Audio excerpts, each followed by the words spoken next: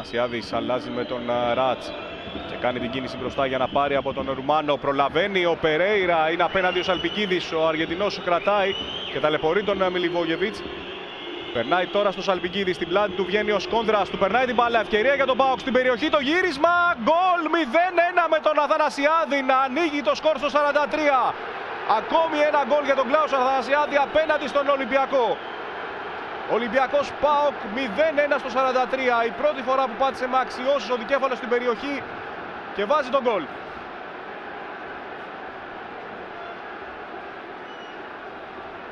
Αυτή τη φορά ο Αμπιντάλ δεν προωθήθηκε.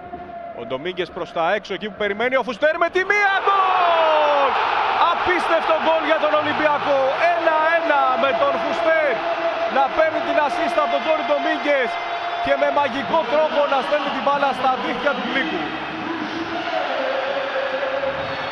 Ο Γλίκος ο οποίος έχει πέσει στο έδαφος. Δεν ξέρω αν χτυπήθηκε από κάποιο αντικείμενο ή οτιδήποτε άλλο, δείχνει να πονάει. Ο Φουστέρ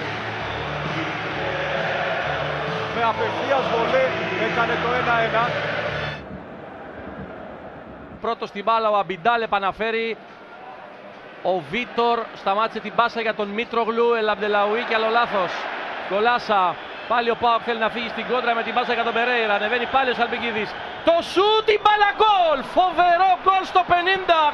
Περέιρα 1-2.